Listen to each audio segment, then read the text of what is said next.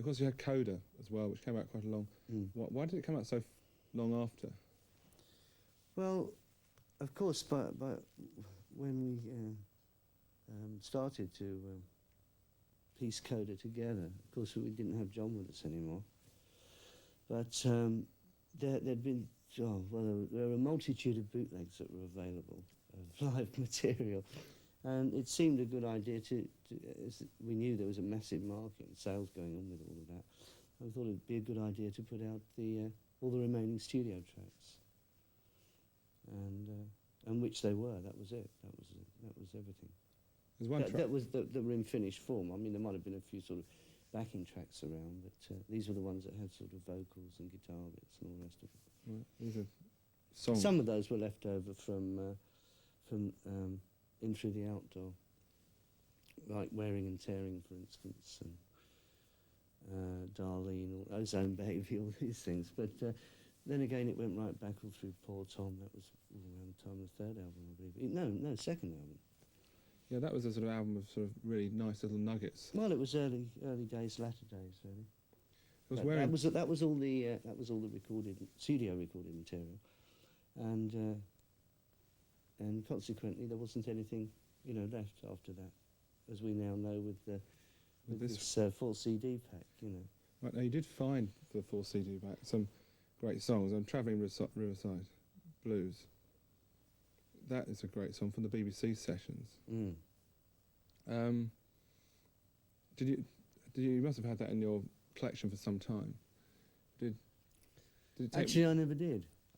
It actually surfaced during when I was doing the Outrider tour for my first album, and I was touring in the States and doing radio interviews and things, and it sort of surfaced on a couple of occasions, and the DJs are really keen about it and putting it on, saying they all thought that it was an outtake from the second album. I said no, it was a BBC broadcast, and I remembered all this enthusiasm about it. I thought it was really, quite moving, really. I thought it would be a good idea to, as we all did actually, to put it on this package.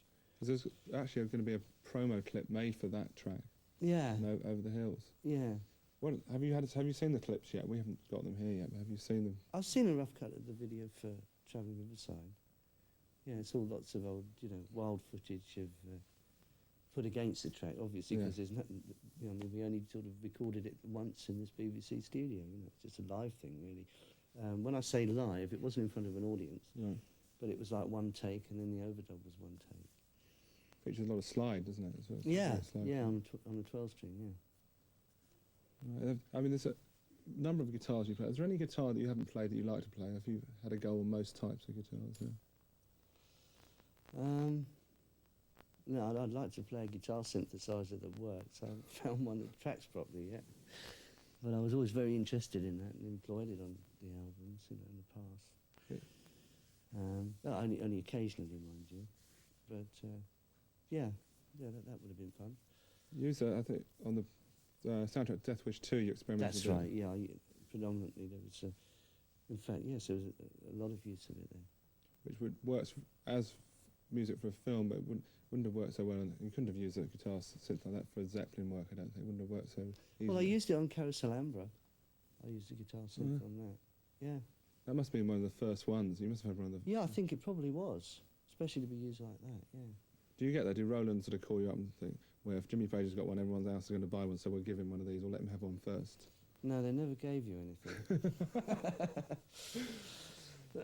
They used to call me up to tell me when the new product was coming out. But, the last one that I played was absolute rubbish. In fact, some of the earlier models were better, but nothing for free. Just as easy to buy a Casio one, which is a fraction of the price. And that's as good? Yeah, it sort of tracks better anyway. Right, now, to get onto the new box set, which hasn't arrived yet, unfortunately, but we'll talk about it anyway. It must have been a daunting prospect having to go through all that work and choose tracks. How did you approach the task initially? Well, we had a group meeting and discussed the overall project right from the inception of it. I never did. It actually surfaced during when I was doing the Outrider tour for my first album, and it was touring in the States, and doing radio interviews and things, and it sort of surfaced on a couple of occasions, and the DJs are really keen about it and putting it on, saying they all thought that it was an outtake from the second album. I said no, it was a BBC broadcast, and I remembered all this enthusiasm about it. I thought it was really, quite moving, really. I thought it would be a good idea to, as we all did actually, to put it on this package. Because there's actually going to be a promo clip made for that track. Yeah. Over the Hills. Yeah.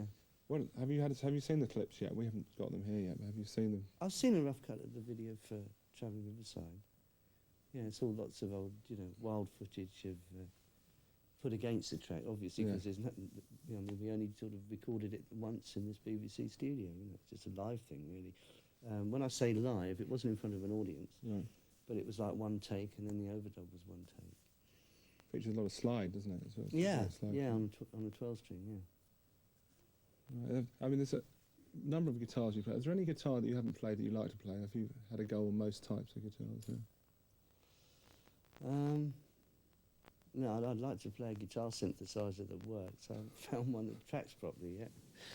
But I was always very interested in that and employed it on the albums, in the past. Yeah. Only occasionally, mind you. But that would have been fun. Use I think on the soundtrack Death Wish 2 you experimented That's with. right, yeah. Predominantly there was, in fact, yes, there was a lot of use of it there. Which works as music for a film, but wouldn't have worked so well. And you couldn't have used a guitar synth like that for Zeppelin work, I don't think. It wouldn't have worked so easily. Well, I used it on Carousel Ambra. I used a guitar synth on that, yeah. That must have been one of the first ones. You must have had one of the... Yeah, I think it probably was, especially to be used like that, yeah. Do you get that? Do Roland sort of call you up and think, well, if Jimmy Page has got one, everyone else is going to buy one, so we'll give him one of these, or let him have one first? No, they never gave you anything. They used to call me up to tell me when the new product was coming out. But, the last one that I played was absolute rubbish. In fact, some of the earlier models were better, but nothing for free. just as easy to buy a Casio one, which is a fraction of the price. And does this good? Yeah, it sort of tracks better anyway. Right, now to get onto the new box set, which hasn't arrived yet, unfortunately, but we'll talk about it anyway. It must have been a daunting prospect having to go through all that work and choose tracks. How did you approach the task initially? Well, we had a group meeting and discussed the overall project right from the inception of it, and it was suggested that everyone made up just a list of numbers that they wanted on. But I took that one step further to actually make a running order of them, a proposed running order. I made a few changes during the remastering of this, but just to give the sort of all the sort of moods and things, and take numbers from, say, the sixth album through and put it in with numbers from the second album, follow on, and in fact just change the overall running order with having sort of like pleasant surprises as opposed to shocks, which didn't work. You know what I mean?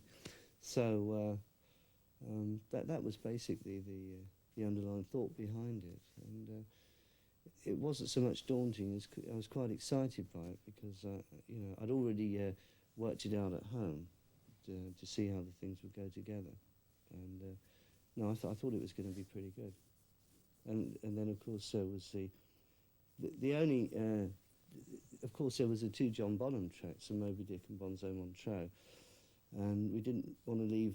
Well, I certainly didn't want to leave either one of those off, so there was the joining of them together, and it worked really well. It's a great idea. Yeah, it works really well. I think John would have been pleased with that. He was a unique drummer and a unique man. It must have been a terrible shock for you personally when he died. Oh, it was for all of us. It's a great loss for music, generally, of course. I think it's fair to say there hasn't been a drummer anywhere near him since, in rock, certainly. No, absolutely not. No. I think every drummer would be the first to admit that too. Yeah. They endorse that. You speak to any rock drummer and you ask them sure. who's the best. Sure. Okay, Mike. Yeah. We got the box set. Ah. Mike. Thank you. Oh, this is more like it, isn't it? Don't ask me to explain the album cover. All right. I won't. Right, I'll hand this over to you. Right. Now, the box set is 4 compact discs. When did it become apparent that it's going to be 4 compact discs? Oh, that was always the original idea. Because of the amount of material that we had. I mean, after all, there's, 54 numbers on this. There's still a lot of material which is left off. To be honest with you, I had no idea that we'd even recorded 54 numbers, let alone what... I still don't know how many we've recorded. But it came as a surprise, let me say. Yeah. It's amazing to see it out now. Yeah. And I think it's a pity in a way that it couldn't have been a bit earlier, because the initial CDs weren't, the sound quality wasn't as good as it could have been. No, unfortunately, as you probably gathered, I put a lot of work into these albums in the past, and went through them right to the end where you got the test pressings and checked them from all over the world and make sure they were right. And Atlantic just carelessly put out the catalogue on CD, and in fact, you know, I found out later, I knew they didn't sound right. It's not some of them were all right, but there were certain ones that doesn't sound right at all. And plus they'd edited bits off as well. For instance, at the end of In My Time of Dying, they'd edited off something which was so important to the overall track. And it was annoying because they just even used the wrong tapes. They hadn't even used the best tapes they could have used, and they didn't consult me at all, which is what they're really saying. And I thought, well, this is a chance of really getting it sounding right. It's very strange that they didn't consult you, the man that created it all. Yeah, I know, but you know how record companies are. If they can save a few bob.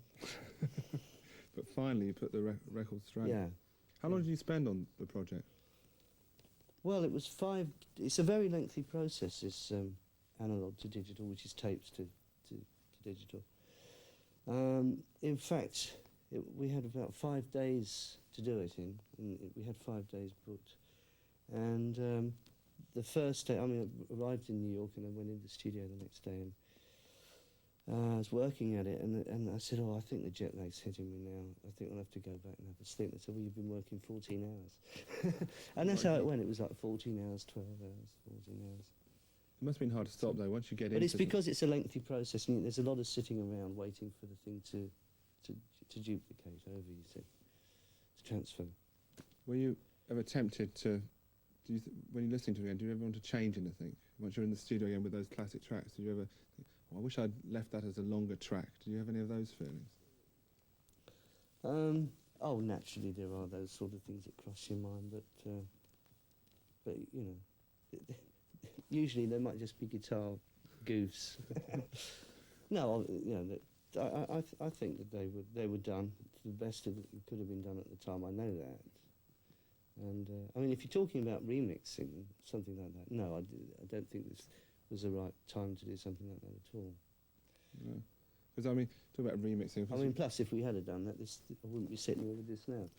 So we'd still be in another few years. Still be in the studio, cracking on. Yeah, and plus, I didn't want to take the you know, these tracks have got such atmosphere to them. You don't want to destroy that with things like time codes or whatever. I mean, that's why this stuff lives. Yeah, if you sort of started putting too much digital stuff on there. Well, whatever. I mean, as I said, at this point, this is right as it is now. Right now, of course, Led Zeppelin's always been played, but a few years ago, the Beastie Boys sampled stuff, and in fact, even Robert sampled some stuff on Now and Then. How do you feel about bits of Led Zeppelin being taken by other people and used on other songs? Well, you see, it's such a fantastic textbook. The material that there is, you know, of Led Zeppelin, it's such a fantastic textbook for bands, and I suppose it goes without saying that they'd be influenced by it. Some, I mean, obviously there's the other end of the scale where bands are actually, you know, have been moved by the whole spirit of the thing, you know, and that aspect of it. I mean, a good example of that is Aerosmith. You know, they're really fine band, right in the Mm. right spirit of things. But yes, there's been all this sort of pilfering, and yeah. I well, mean, what do you think of bands like Guns N' Roses, who, trouble is, they always nick the riffs. and that's the worst thing, you don't mind Yeah. Aerosmith Mind is- you, also John Bonham's drums were sampled many occasions, weren't yeah, which must be they? quite frustrating, really. 'Cause It just that goes can't to be right. prove that you did come up with the right sounds in the first place. That's a positive This way is of looking at this is the way to look at it. it. What was it like playing the Immigrant Song with Aerosmith and Marquee? Wonderful. They're really fine band to play with, really exciting. Must have been amazing for them, 'cause Joe, it was like, they're your fan club, and there you were with them. It must have been amazing for the band as well. Mm. Well, we all had a great time. Looked great, great stuff. What about other bands? I mean, that band Kingdom Come, which I know more, they really were a steal, weren't they? Well, that was Kingdom Clown. They, I mean, they didn't just pilfer a few riffs; they plagiarised the whole thing. And yet, that's a perfect example of something which turns out really plastic at the end of the day. Didn't have, they'd missed the point as far as what was actually the spirit behind the band. Again, I'm using this word again, but this sort of, this hidden essence which is there, and you can sense it by listening to the music. It wasn't there with them. It was just, it was just a carbon copy, and it. And whereas our music's, sort of stood the test of time. I mean, how long did theirs last? 2 years, I think. Did it? I didn't think it was 2 years even. I wasn't going to give them that much. Yeah, the thing about them, they might have managed to work out a few licks. But yeah, no, it was pretty. It was, but there was no soul there, was there? no. So sort of Mike Yarwood of rock, wasn't it? Yeah, there's a line in Bad News, no doubt you've seen Bad News, where I learnt Stairway to Heaven when I was 12, Yes. and Jimmy Page and Ride Tunes 23. That's summed up Kingdom Come for me. Yeah. The other thing, which has been reported in the press every now and again, you must get fed up with this, but and all interviewers probably preface this question with saying, but I have to answer the question. There's a lot of stuff written about the mysticism in your academic interest in Aleister Crowley. Do you think that whole thing was completely overblown? Yeah. And it wasn't. I mean, put the record straight. You were interested in all sorts of mysticism. It wasn't. You're quite a reader, aren't you? Really. Yeah. I should have sent them a recommended reading list, and they could have got the whole thing straight. Yeah. It's another way that the press and Led Zeppelin didn't seem to understand each other, or the press didn't really try. I don't think. Well, I didn't consider that I had to make my personal life public to anybody. I still don't. Is it difficult? I mean, That's where you keep your sanity, by closing the doors. do you find it's still sometimes it's great being famous? I mean, it's great for some things, but do you find it? What is the price of fame for you? I don't know how to answer that question. I really don't. You're happy with people. You don't mind autograph hunters, that sort of thing. No, I've got used to them. Yeah. Yeah, we had a big thing on news today about with Paul McCartney and people talking about the price of fame. But the general feeling is it's not a bad thing really, but you have to know when to keep families separate. Well, I think this is one of the things that you do.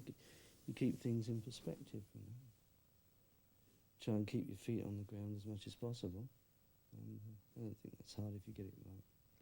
And what about? I mean, you've seen what the Rolling Stones did last year with their tour. There's still fans out there for Led Zeppelin. Mm. Are you tempted to maybe get the band together? I don't know. We've all been. We've collaborated on each other's music since over that 10-year period, and I played on a soundtrack of John Paul Jones's "Scream for Help." I played on the Honey Drippers of Roberts, and Heaven Knows I played the solo on that. Tall Cool One, I was sort of featured in that. Not in ways that I'd like to have been featured, I might add to that. But nevertheless, and he sang on my album as well. The only thing we haven't done is we haven't written any material together since the, over that 10-year period. So I don't know, it's quite possible we might work together in some shape or form. You know, the endless possibilities and ways that we could do that. But at the moment, nothing's been discussed or planned because you know, we've all been involved in solo projects, for instance. Because you had a hint of what it could be like with you on stage with Robert at Nebworth, and with the stand-up track for me was wearing and tearing. I mean, that was just great. Yeah, it's dangerous stuff. Yeah. Yeah. Well I mean, truly, because we only had a night's rehearsal of that beforehand, and it's a very unusual sort of sequence to it, actually, to try and remember, especially as, of course, Led Zeppelin never actually played this number live on stage. We just recorded it, and that was that. So yeah, it was pretty dangerous to do that one. I think that was it, though. You know. Mike, we're pretty close on time. Okay, just another 5 minutes, and 4 minutes, right? Yeah. To actually go back to Robert again, there's a real sparkle when the two of you are on stage together. It must be, I mean, that's the chemistry again, I suppose, but it must be a real buzz when you play together. You see it, both of you light up when you play together.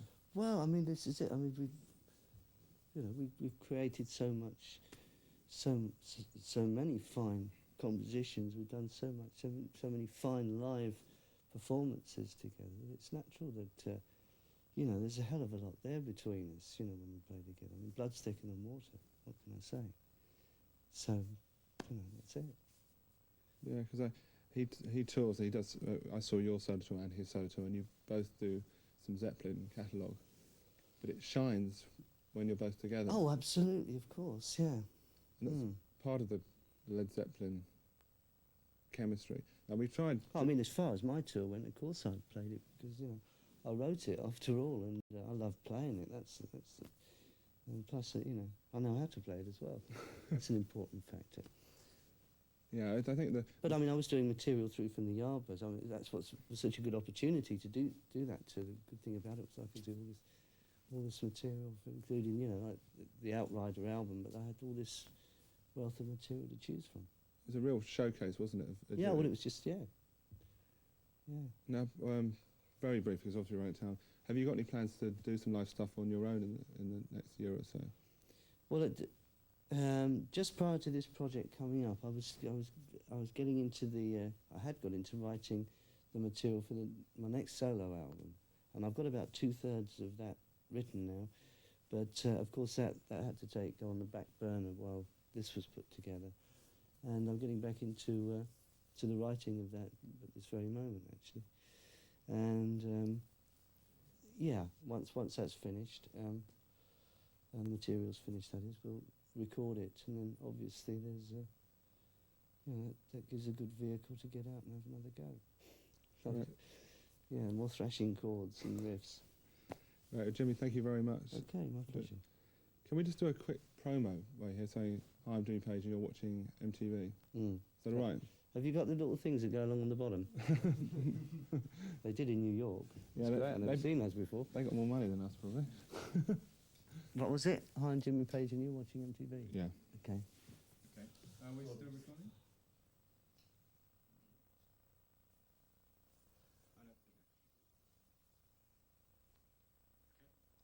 Hi,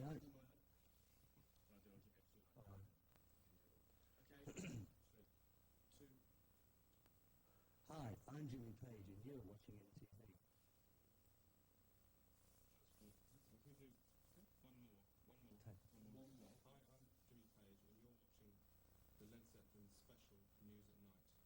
News at night.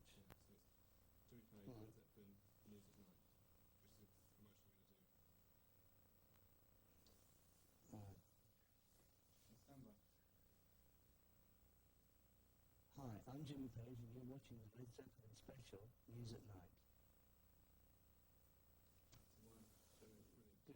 Great. Wear you out. I think Brian's going to give me this extra booklet, hopefully. Oh, is he? So Yeah, I'll because I get think this- he's only got this stuff. Have you seen the inside No, yet? can I have a look? Oh, yeah, this is the whole point. You've got to see what's going on.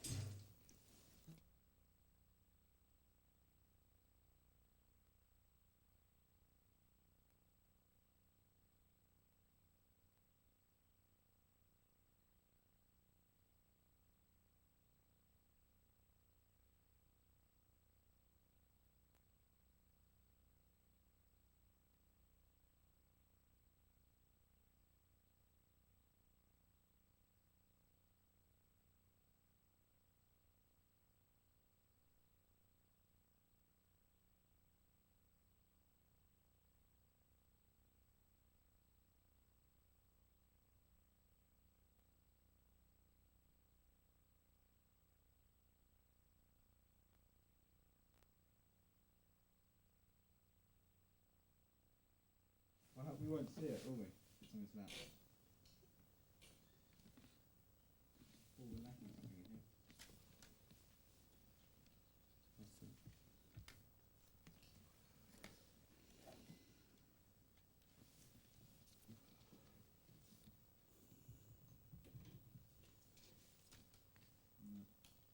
Has to be something. Well, yeah, but if he puts it how he was sitting, we won't see the cover. That's the trouble. No, it's like that. We'll do it isn't it? differently. No, don't worry. Shall we forget it? Yeah. Yeah, Good. otherwise it won't be Yeah, on- Yeah, I don't feel it very won't- it comfortable won't with it break, anyway. Okay. Who That's designed cool. all this stuff? Didn't Well, we all. You ought to The ha- band, it's a total band input on all the cover work. it? Works, doesn't it? It's really Yeah, worth